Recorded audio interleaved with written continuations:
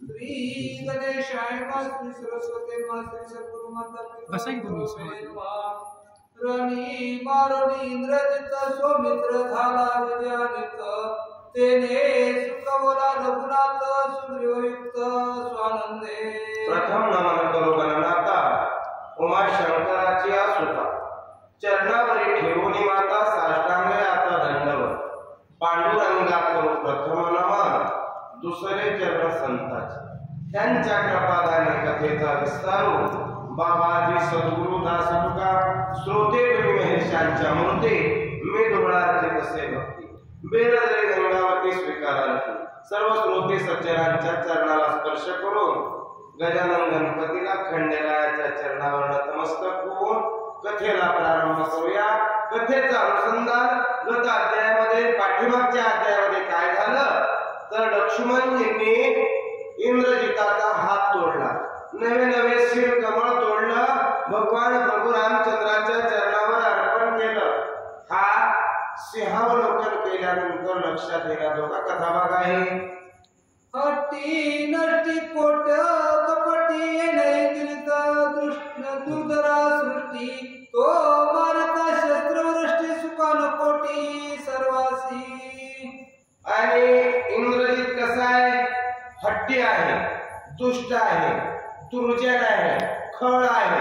कशामुळं तर व्याभिचारी नावाचा यज्ञ करायचा, रक्त मांस त्यामध्ये त्या ठिकाणी वापरायचा, रक्ताचा सडा टाकायचा आणि त्या करवी काय करायचा रथ प्राप्त करून घ्यायचा आणि देवावर विजय मिळवायचा। ही कापट्य बुद्धी पहिल्यापासून बापाप्रमाणे आचरण करणारा, पापाचं आचरण करणारा हा कपट्य रूपी दैत्य म्हणजे इंद्रजित माजलेला होता। देवादिकांना सुद्धा अनावर असणारा सुखी झाले नरवानर सुखी झाले ऋषीश्वर दैत्य दानव सुरवर सुखी समग्र सौमित्रे।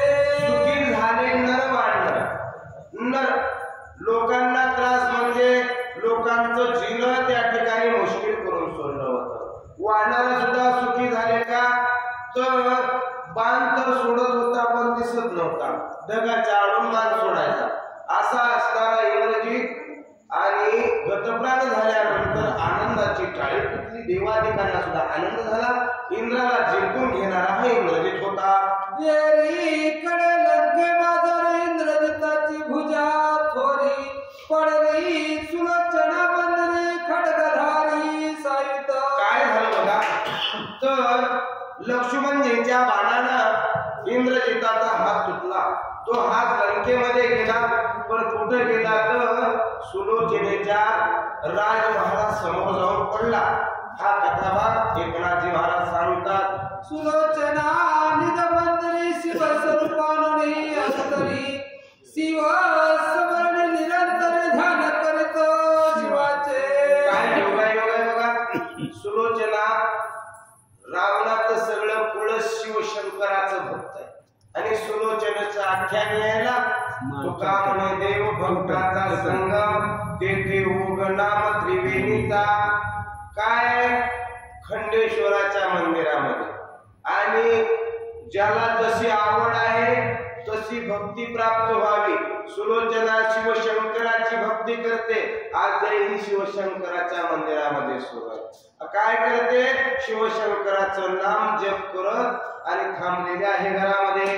जवळी असता सख्या बहुत शिव पूजा करतात त्याद्भुत तवा अंगणी पडली अकस्मात ध्वनी होय भुजदंडाचा। सर्व सख्या आहेत, परिचारिका आहेत, सेवा करी असणाऱ्या त्या सर्व आणि कोण आहेत सेविका आहेत, पण सुलोचना काय करत आहे भगवंताला भाव अर्पण करत आहे। देवाकारणे भाव तस्मा काय करते तर बेल वाहते, तांदूळ वाहते, नवे नवे काय काय आवडतं देवाला ते सर्व देवाला अर्पण करते। आवडे देवासी तुमका प्रकार नामाचा उच्चार राखंदे। देवाला काय आवडतं ते अर्पण करायला सुलोचनाचं सुरू आहे। ऐकोन ध्वनी सुलोचना गदबदली मणी सवे सख्या घेऊन पाहे अंगणी निज तर इकडे शिवाची पूजा चालू आहे. शिवपूजा चालू असताना अंगणामध्ये इंद्रजिताचा हात येऊन पडला. सख्यांनी बघितलं आणि तिकडं कालवा सुरू झाला.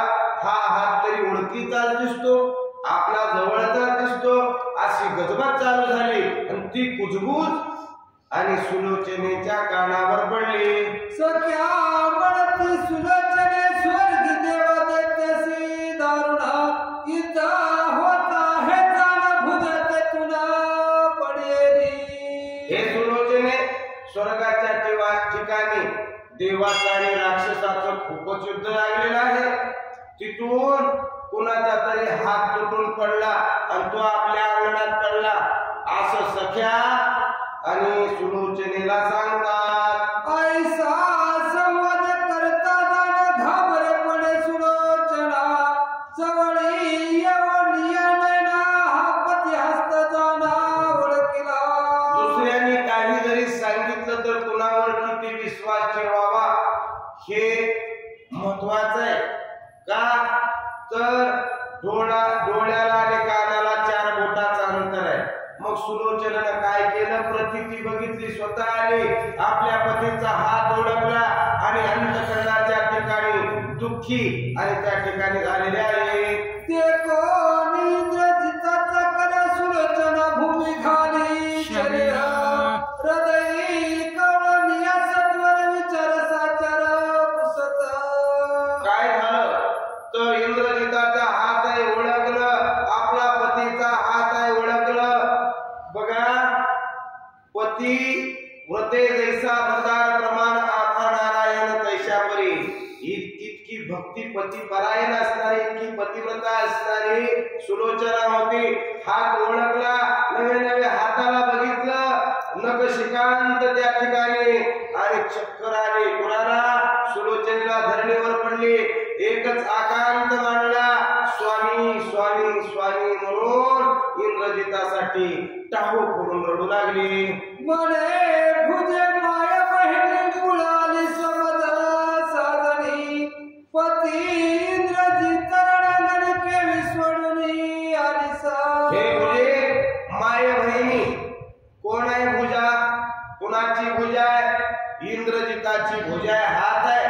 तर ती माय बहीण कशामुळे आहे तर त्या भुजेनं आजपर्यंत सुलोचनेला सांभाळलेला आहे आणि त्या भुजेशिवाय पतीशिवाय पत्नीला या जीवनामध्ये दुसरा कोणीही जोडीदार नाही आणि पत्नीलाही पतीशिवाय दुसरा कोणीही जोडीदार नाही.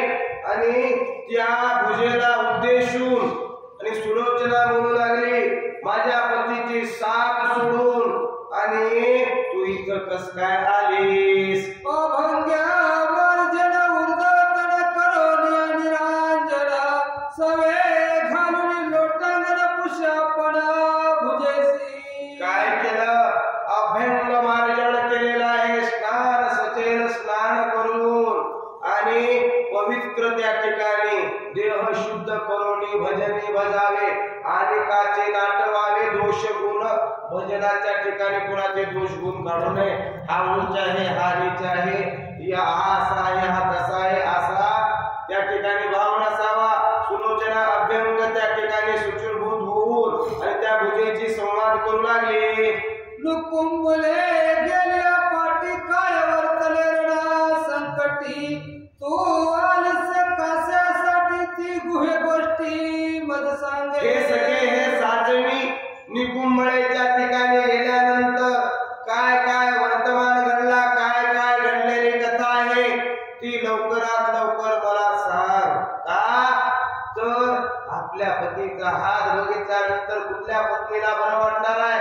अंतःकरणाच्या ठिकाणी दुःखी झाले, नैनी नीर लोटे, कंठी प्रेम दाटे, हृदय प्रगटे रामरूप अशी अवस्था निर्माण झाली आणि रडत रडत त्या भुजेला विचारत आहे, मजापासून इंद्रजित कविता केली आवृत्तांत काय झाला तो साध्यत बदलतार्थ सांगा. माझ्यापासून माझे पती आई आणि युद्धाला गेल्यानंतर काय काय घडलं युद्धाच्या ठिकाणी ते मला समूळ वर्तमान सांग. माझ्या चित्ताचं समाधान कर हे शक्य आहे असं त्या भुजेला हाताला कोण बोलतंय तर सुलोचना आम्ही तुम्ही हो साजणी दोघी जणे कांगा बहिणी काया वर्तले रडांगणे समळ काढी मद सांगे. पतीची पत्नी कशी आहे तर अर्धांगिनी आहे. तुम्ही आम्ही कसा आहोत साजणी तर एकांग आहोत.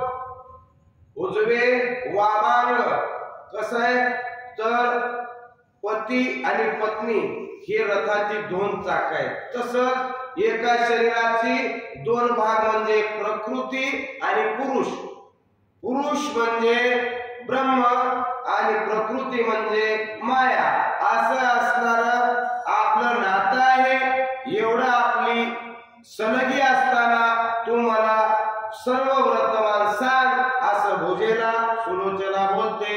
जरी मी असेल सत्यव्रत पतिव्रत असू निश्चित तर तिचा व्रतांत पद साधंत सांगावा. मी जर सत्य असेल मी जर खरी असेल या जगतामध्ये खरं काय हो महाराज काय तर सत्य तू सत्य तू विठ्ठला कागा हा दावेला जगदाकार. हा जगाचा आकार सर्व मिथ्या आहे खोट आहे. मी जर खरी असेल मी कशाला खरे महाराज तर पत्नी पातिव्रतेच्या जीवावर खरी आहे. पातिव्रतेच्या सत्तेवर खरी आहे. शांडिल्यानं हातात पाणी घेऊन सूर्याला थांबवलं. नवे नवे दत्तात्रयचा अवतार तिन्ही देवांना बाळ होण्यासाठी आणि आपली अनुसया माता आहे. तशीच ही माता कोण सुलोचना ती त्या भुजेला म्हणते मी जर खरी असेल तरच तू मला हा वर्तमान सांगशील. तव ते अचेतन भुजा चेतना नाही ते सहजा येणे सवरणा कैलास राजा शरण तुझ मी स्वामिया. तुटून पडलेली भुजा रणाच्या ठिकाणी आणि तुटलेला हात काही चेतना नाही त्याच्यामध्ये आणि इंद्रजितापासून लांब लंकेमध्ये पडलेले आहे. अशी अचेतन भुजेला आणि आज्ञा कोण करत आहे प्रतिज्ञा कोण करत आहे तर सुलोचना करत आहे. या असा आज्ञेत मेलेला हात कुठं तुटलेला हात कुठं वागतो का पण शिवशंकराची प्रतिज्ञा चालू केली काय शिव भोळा चक्रवर्ती त्याचे पाय माझे चित्ती. भगवंता तू काय करू शकतो राईचा डोंगर करू शकतो डोंगराची राई करू शकतो पांगून लंगायते गिरीम पागळा गिरी चढू शकतो मग हा हात का बोलू शकत नाही. शंकरा हे भगवंता लवकर काम कर. पती भुजा अंगणी आली चेतना विरहित पडली आत्मशक्तीच्या तुणी वैली सजीव केली पाहिजे. निर्जीव असणारी अचेतन असणारी भुजा त्याच्यामध्ये प्राण टाकण्याचं काम कुणी केलं तर सुलोचनेनं केलं. हे संतांच्या पातिव्रतेच्या ताकदीवर होऊ शकतो. गाढवाचे घोडे आम्ही करू दृष्टी पुढे. गाढवाचं घोडं करू म्हणताय ज्याला काहीच येत नाही त्याला सुद्धा आणण्याची ताकद आहे. पण विश्वास पाहिजे भगवंताच्या ठिकाणी दृढता पाहिजे. मग त्याच्यामध्ये चैतन्यत्व भरण्याचं काम सुलोचना करू लागले. म्हणून या शिवा लागे तुझी करतात प्रसंगी शिव दयाळू भक्ता लागे आज्ञा करी इंद्राते. शिवशंकराची प्रतिज्ञा सुरू केली जटाकटी वले कलेवलम अशी त्या ठिकाणी जसं आपला सासरा तांडव आणि स्तोत्र बोलतो तसं स्तोत्र म्हणून अनेक प्रकारे शिवशंकराची भक्ती करू लागली. आणि काय म्हणू लागली भुजेला तर माझं एवढं काम कर म्हणे भुजंतरी प्रेषण इंद्रजिताचे समर वर्तमाना समूळ करावे कथनाचे ध्यानमान न करावा. तुझ्या चरणावर मी काय आहे नतमस्तक आहे का तर पतीचा माझं काय काय झालं, पतीचा माझा समाचार जर तू दिला तर मी तुला अनन्य भावानं शरण आहे का? पतिव्रतेला आपल्या पतीशिवाय काहीच आवडत नाही अशी असणारी सुलोचना त्या ठिकाणी बोलू लागली. होता शिवाचे अद्दपण भुजांतरेंद्र जाना प्रविष्ट होण्यापण करी सचेतन भुजेशी. मग पतिव्रतेची सत्ता बघा, देवादिकांना सुद्धा भीती निर्माण झाली. इंद्रदेवानं काय केलं, त्या भुजेमध्ये प्रवेश केला आणि काय सुलोचना सांगल तसं काम करावं लागल. नाही केलं तर काय होईल, तर पतिव्रता काय करेल काय सांगता येत नाही. म्हणून त्या भीतीने इंद्रजितानं सांगायच्या अगोदर कामाला सुरुवात केली. ऐकता सुलोचनेचे वचन आले भुजेशी संज्ञा दावून या खुण सांगे साधना लेखनाचे. काय करू लागली भुजा, अचेतन असणारी भुजा सचेतन झाली, त्याच्यामध्ये प्राण संचार झाला आणि भुजा सांगू लागली, असं करून दाखवू लागली. काय पेनाना, पेन जरी नसेल त्या ठिकाणी तर काय होतं, लेखनी आणा, शाही आणा, असं ती भुजा आणि सुलोचनेला संकेताद्वारे दाखवू लागली. तिने भूमिकेवर दौत लेखणी धड करी आणि ठेवली निर्धारी लिहून सत्वारी मागितले. तिला इतका आनंद झाला की लगेच लेखनी आणि दौत आणून त्या भुजेपाशी ठेवली. भुजेपाशी ठेवल्यानंतर आता भुजा काय करते पाहू. पाच बद्ध भूमिकेवर दौत लेखन घेऊन करी ओळी लिहिल्या व्यक्ताक्षरी अर्थ कुसरी विन्यासे. आणि त्या भुजेनं 5 ओळी अशा लिहिल्या की त्यामध्ये व्यक्त अव्यक्त अशा ओळी त्यामध्ये लिहिलेल्या आहेत. जे त्या ठिकाणी सर्व इत्यंभूत कथाभाग घडलेला आहे, जो आपल्या पतीविषयी संबंधित आहे, तो कथाभाग पूर्ण त्या 5 ओळीमध्ये लिहून काढला.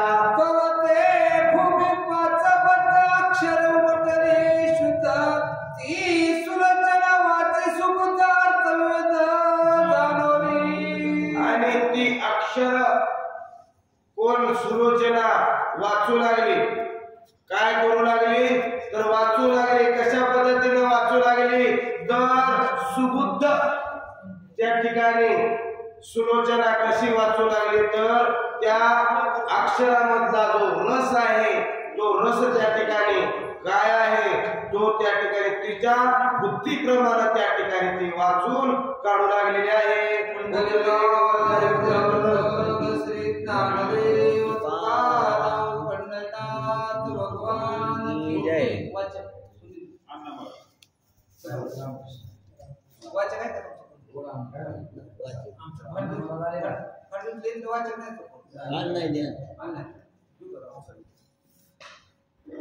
पतिव्रते सुलोचने तुझ विचारणे गेल्या जाणा लाहोणी रावणाचे अज्ञापन दंड मद केले. ग्रंथकर्ते श्री संत एकनाथ महाराज या ठिकाणी सांगतायत, सुलोचनेची कथा आहे, खूप सुंदर कथा आहे, गोड आहे. आणि सुलोचनेनं त्या हाताला विनंती केली. हात बोलत नव्हता महाराज, मेलेला माणूस बोलत नाही, मग त्याच्या शरीराचा हात कसा बोलत. त्यावेळेस मग सुलोचनेनं महादेवाची प्रार्थना केली आणि महादेवाला विनंती करून महादेवानं इंद्राला सांगितलं. इंद्र ही हाताची देवता आहे, आपल्या शरीराच्या प्रत्येक अवयवाची देवता आहे. आणि इंद्र हातामध्ये प्रवेश केला आणि इंद्राने त्या ठिकाणी बोलायला सुरुवात केली हाताच्या रूपामधून. तुला विचारलं, तुझी आज्ञा घेतली, मी रणांगणावरती गेलो, तिथं काय काय झालं सगळं सांगतो. ऐका. जिंकून या वानर गणाने कुंभलेसे जाणून जाणा होमासी आरंभ करून अग्नि सुप्रसन्न म्या केला. आणि त्या असणाऱ्या भुजेने सांगायला सुरुवात केली की वानरगण जिंकले आणि जिंकून निकुंभळेला गेलो, अभिचारिक यज्ञ केला आणि तो यज्ञ केल्यानंतर ना तो यज्ञाचा मधून जर रथ मला मिळाला असता तर मी त्रिजगतावरती विजय मिळवणार होतो असं सांगतात. प्रसन्न झाल्या वनी रथ प्रकटला प्रत्यक्ष धडी चारा मुळेचा केला हुडी साठवणी देखिला. इंद्रजिताने ठरवलं याच्यामधून जर रथ प्रगट झाला तर काय करीन हो, युद्ध दारुण करीन आणि युद्ध करून राम लक्ष्मणाला मारीन. राक्षस चांगला विचार कधीच करत नसते. त्यांना निश्चय केला रथ बाहेर निघाला की पहिली महाराज लोक बघतो म्हणजे कोण येते. जी काय रामायणाची वाचक सूचक आहे जी कोणी असेल जी देवदेव करेल, कारण वानर म्हणजे भगवंताची भक्त होती महाराज लोक होती आणि त्या सगळ्याला मारतो अशा प्रकारचा प्रतिज्ञा इंद्रजिताने केली. म्हणतात रथ होताच प्रकट युद्ध कर्ण मी अचट ऐसा संकल्प चालत होता दृष्ट निष्फळ. इंद्रजिताने ठरवलं होतं रथ जर बाहेर निघाला, रथ जर मला त्या ठिकाणी प्राप्त झाला तर भयंकर युद्ध करेन आणि सगळे वानर मारील अशा प्रकारचा संकल्प मी केला होता असं सांगतात. घेऊन वानर भार विभीषण हनुमान वीर सवे घेऊन स्वमित्राला सत्वर घातला. मी अशा प्रकारचा विचार केला होता आता जर मला रथ मिळाला तर त्या रथावरती बसून वानरांना मारतो, राम लक्ष्मणाला मारतो. पण एवढ्या वेळामध्ये विभीषण आणि हनुमान लक्ष्मणाला घेऊन तिथं आले आणि अचानक घाला घातला असं सांगतात. प्रचंड शिळा हनुमान होणे होता वेळा रथावर घालता गोळा मुळा दत्त झाला भूमिगत. आणि ते असणाऱ्या हाताने सांगितलं घेऊन या प्रचंड शिळा. हनुमंत आणि हनुमंताने मोठा दगड घेतला रथावरती घातला आणि तो रथ परत जमिनीमध्ये गेला.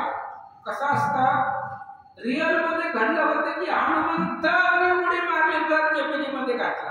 इथं काय सांगितलं हनुमंताने दगड घेतला. कारण आता जो सांगतोय तो इंद्र आहे.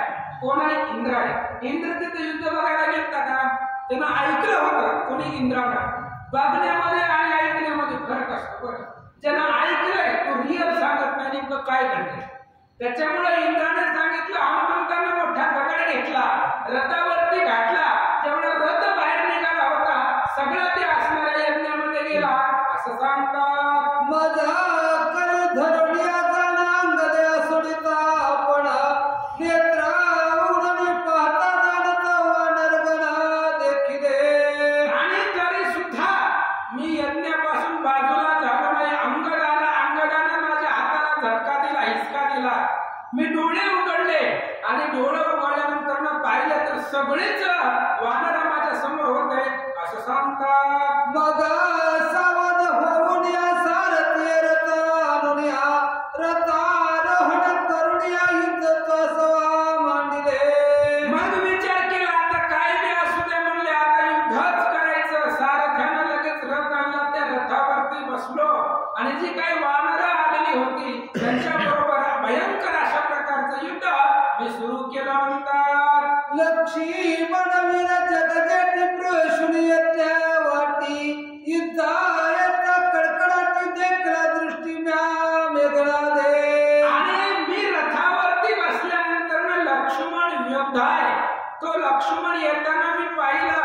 लक्ष्मण आणि मी दोघं जण एकमेकाबरोबर भयंकर युद्ध करू लागलो असं सांगतात. व्यासी शरद करुणी कपटी गेलं मेघाचे पृष्ठी हनुमंताने उठावटी आणला नेहटी स्वमित्र. इंद्रजितानं सांगितलं की त्या असणाऱ्या मी लक्ष्मणाबरोबर युद्ध केलं आणि मी आकाशामध्ये गेलो, मेघाच्या पाठीमागे गेलो. हनुमंताने लक्ष्मणाला तिथं आणलं आणि मेघामध्ये आमचं युद्ध सुरू झालं असं सांगतात. लक्ष्मण आणि आम्ही युद्ध मांडले रणभूमी लक्ष्मण बाणा कर्मी शरीर रणभूमी पाडले. त्या मेघाच्या पाठीमागे आकाशामध्ये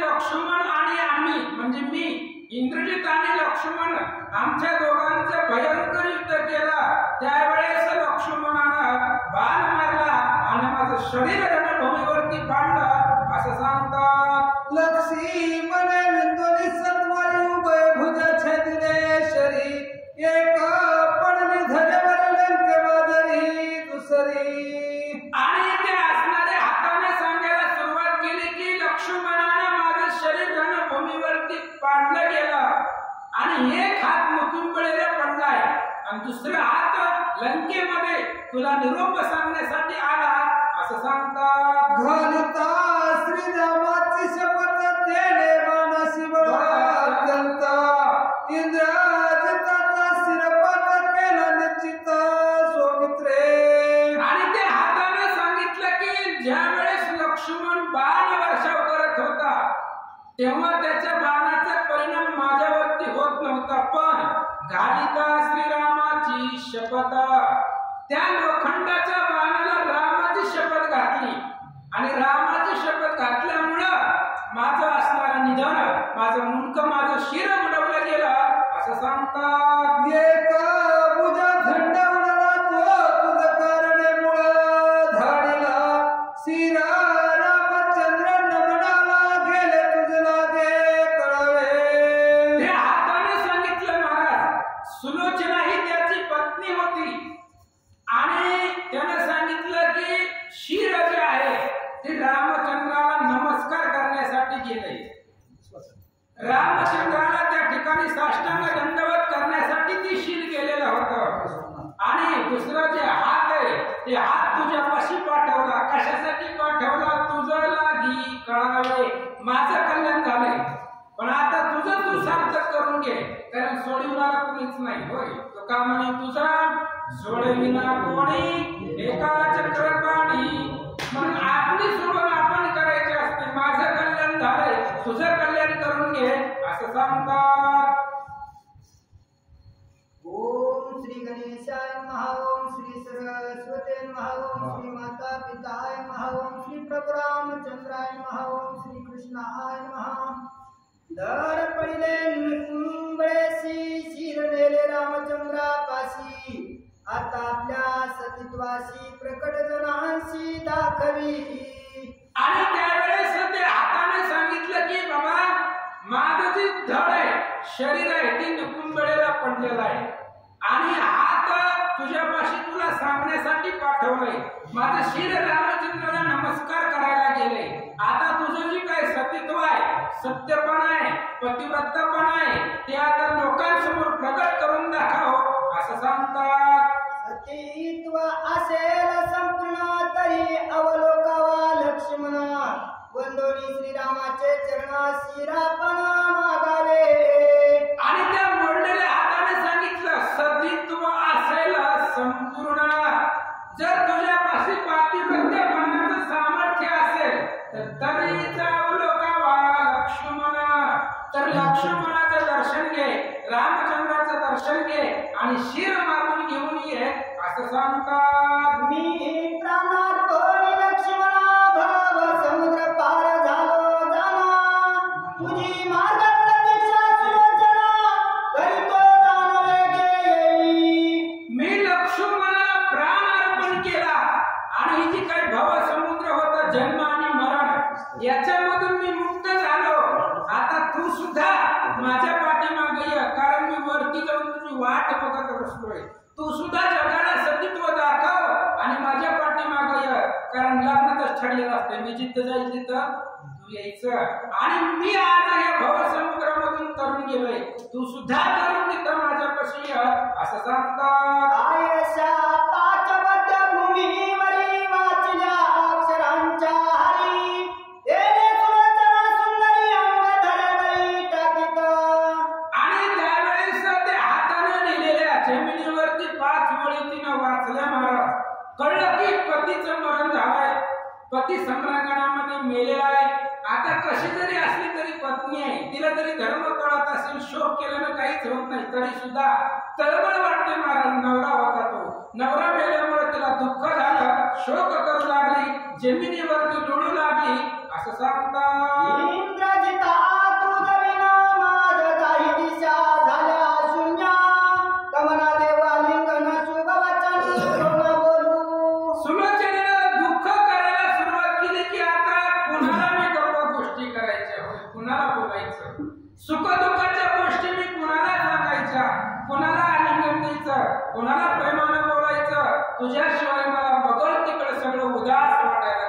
शून्य दिसायला लागला. सुलोचना बोलू लागले,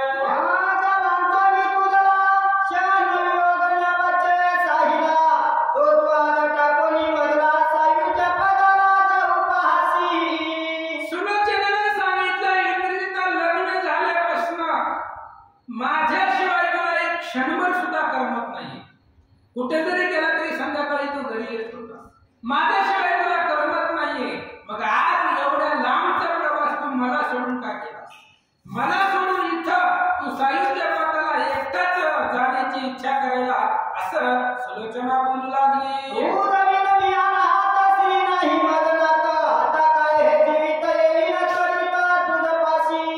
सुलोचनेने सांगितलं की तूच गेला, माझ्या डोक्यावरचं छत्र संपलं.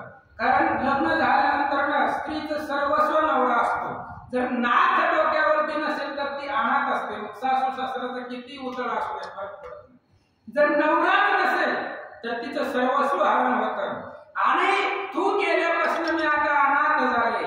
आता मीही तुझ्या बरोबरीला येते असं सांगतात. उच्च तुटल्या साप सुरळी ही जळाले गडी मासोळी. देवी सुलोचना तळमळी नाही ते वेळी ते हर्षिती. खूप दुःख झालं महाराज सुलोचनेला. साप सुरळीची शिट्टी तुटावी ती दिवशी तळमळते, किंवा पाण्यामधला मासा बाहेर काढून ठेवावा तो जसा तळमळतो तशा पद्धतीनं अफाट दुःख सुलोचनेला झालं म्हणतात.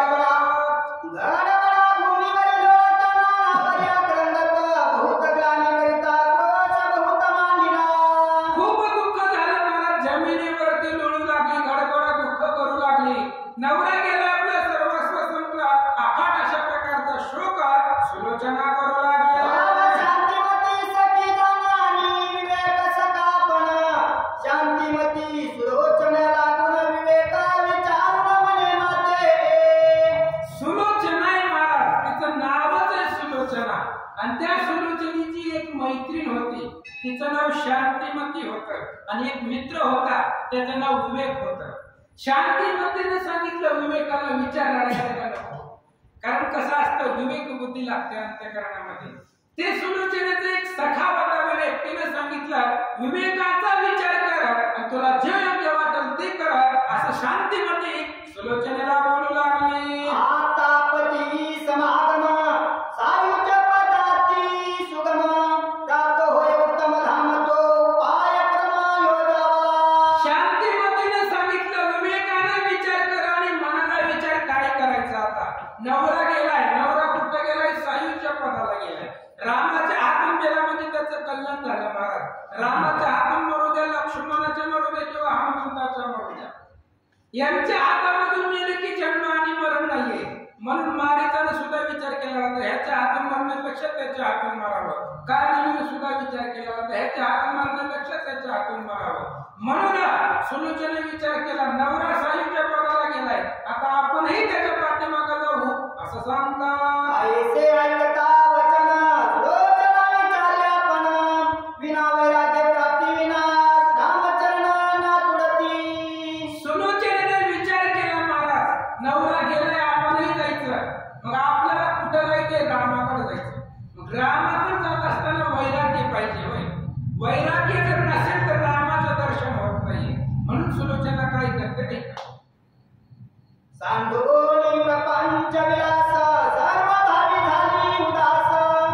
ग्रहदानादी सर्वस्वास झाली उदास सुलोचना. आणि सुलोचनेने प्रपंचाची आस सोडून दिली.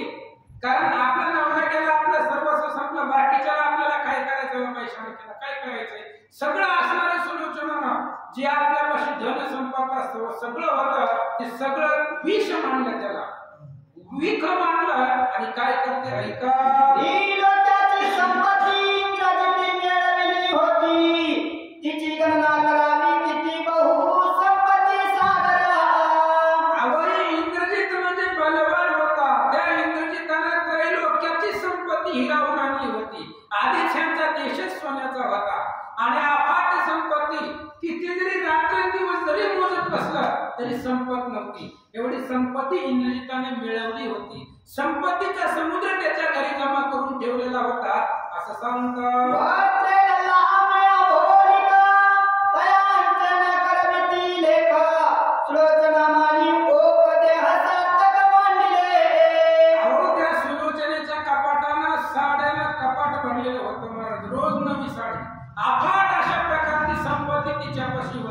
पण नवरा गेला की सगळं तिनं ओख मानून टाकलं, विषासारखं उदास झाली आणि सायुज्य पथाला जाण्याचा मार्ग शोधू लागली. आशा प्रयत्न कामना यांची बोल करुण जाणं निष्प्रह झाली सुलोचना दान धर्म करू सरणी. सुलोचनेनं आशा, तृष्णा आणि कामना यांची बोलवण केली, यांना आपल्यापासून दूर पाठवलं. म्हणजे आता कशाचीच आशा नाही, कोणतीच इच्छा नाही आणि कुठल्याही प्रकारची कामना मनामध्ये नाहीये.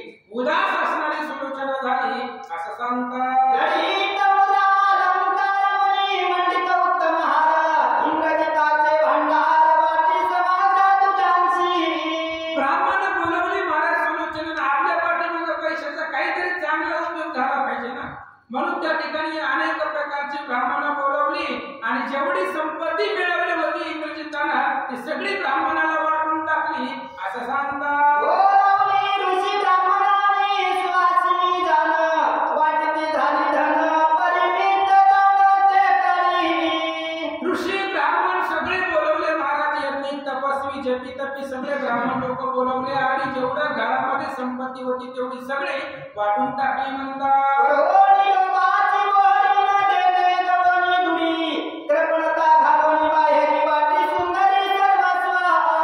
सगळं वाटू लागली महाराज सुलोचना. तिनं लोभाची मोहरी केली होती, लोभ अंतःकरणामधून सोडून दिलं, कृपणता बाहेर काढून दिली आणि त्या ठिकाणी सर्वस्व अर्पण करू लागली म्हणतात. लोभे धन पुरवताती मुळीच त्याकडे माती भूमी निक्षेपणी संपत्ती तोंडी माती वाचना.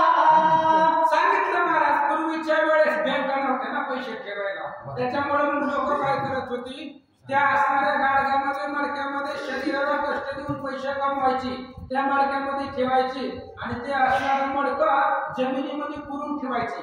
त्या माणसाच्या शरीराची माती झाली तरी त्याला ते पैसा मिळत नव्हता, म्हणजे ते पैशाची सुद्धा माती होत होती आणि ह्याच्या तोंडामध्ये माती पडत होती असं सांगतात. तयासी नोहे सुलोचना सर्व संपत्ती जितली दाना देता उल्हास चवगुण वाटिले धन निर्लोभत्वे.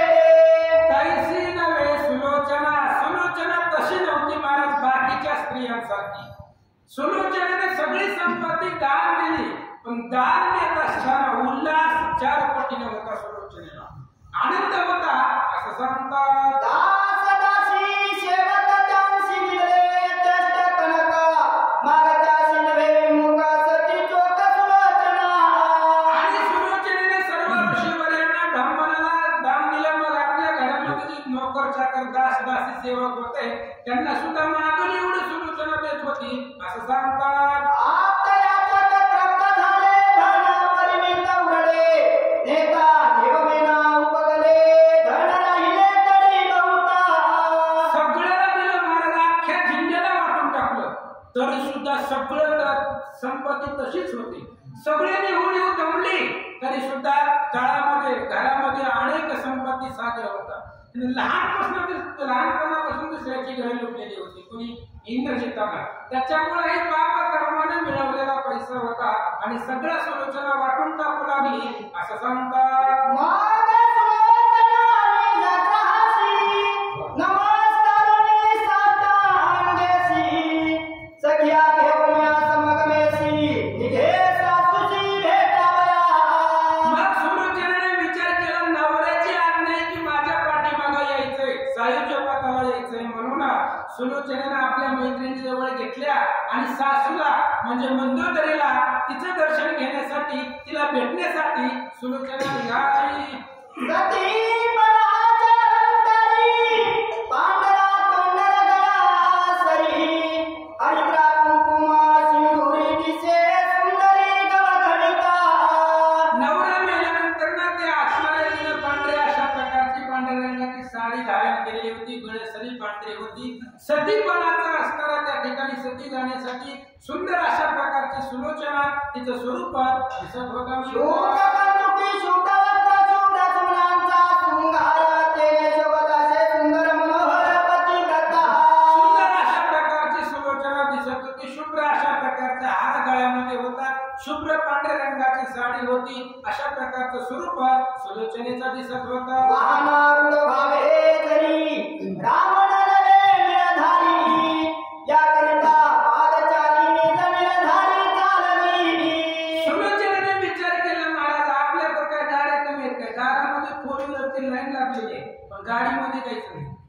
देवाच्या दर्शनाला चाललो आपण, मग पायाने चालत जायचं.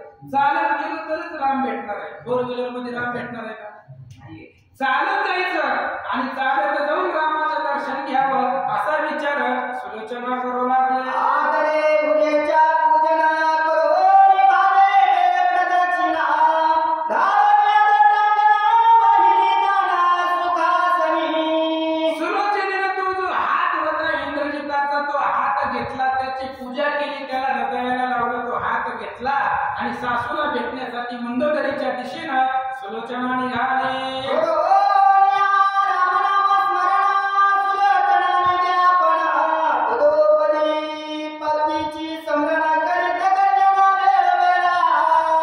आणि सुलोचना त्या ठिकाणी हाताला बरोबर घेतलं, मुखामध्ये भगवंताचं भजन चालू होतं, रामाचं स्मरण करीत होती आणि जात असताना त्या भुजेला हृदयाला कळवळलं. प्रत्येक वेळोवेळी आपल्या नवऱ्याचा गुण आठवतात सुलोचना निघाली.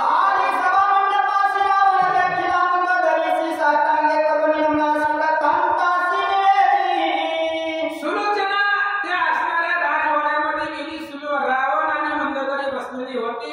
त्या मंदोदरीनं रावणानं सुलोचनेला पाहिलं. अंगावरती पांढरी कपडे घातलेली होतं आणि सुलोचनेनं घडलेला वृत्तांत सासू सासऱ्याला सांगितला.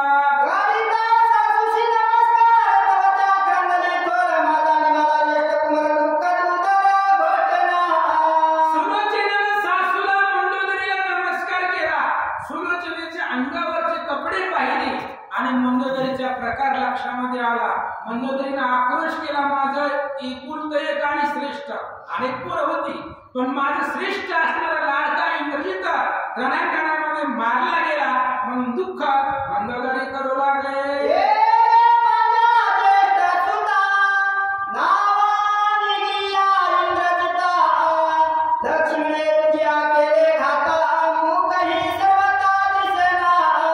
शेवटी आई ती आई असते महाराज. लेकरू कितीही मोठं होऊ दे, आईला ते लेकरू छोटंच असतं. सुलोचनेने सांगितलं, असणाऱ्या माझ्या इंद्रजिता अजून लहान आहेस, आता लग्न झालं, लहान असणाऱ्या माझ्या लेकरा, तुला त्या लक्ष्मणाला रणांगणामध्ये मारलं, पण मुख ही सर्व अरे मारताना तुझं तोंड सुद्धा मला बघायला भेटलं नाहीये. आक्रोशात मंदोदरी करू लागले.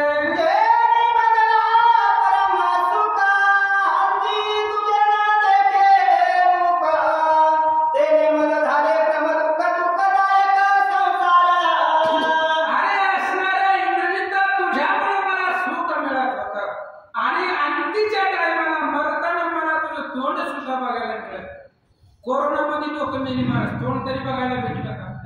तोंड सुद्धा मला तुझं बघायला मिळत नाहीये अंतीच्या टायमाला, मरणाच्या वेळेला, आणि तुझ्यामुळेच मला सुख होत होतं. आज तू माझ्यापासून दुरावला, अफाट मला दुःख झालं असं सांगता.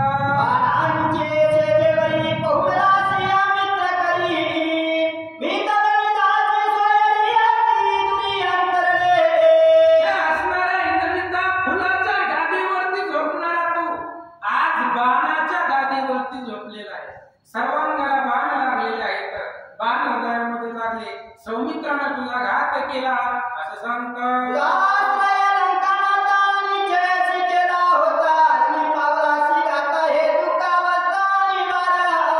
मंदोदरीने सांगितलं, इंद्रजिता तुझ्या जीवावरती या युद्धाला आरंभ केलाय. तुझा आश्रय रावणारा होता, तुझ्या बाळाचा विश्वास रावणारा होता आणि त्याच्यामुळं तुझ्या जीवावरती रावण युद्ध जिंकत आलेला आहे आणि आज तू सोडून गेला, दुर्धर अशा प्रकारचं दुःख झालं. मंदोदरी सांगू लागले.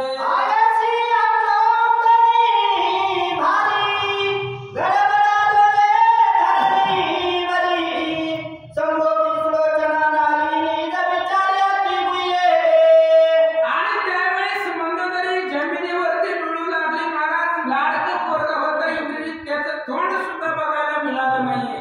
अफाट शोक मंदोदरी करू लागली. तेव्हा असणारी सुलोचना मंदोदरीला काय सांगते ऐका.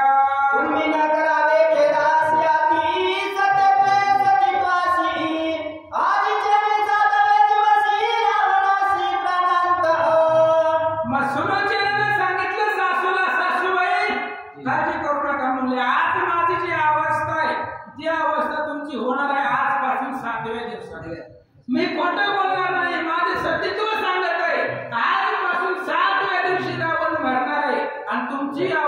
काहीच होणार आहे म्हणून रडू नका असं सुना सासूला सांगू लागली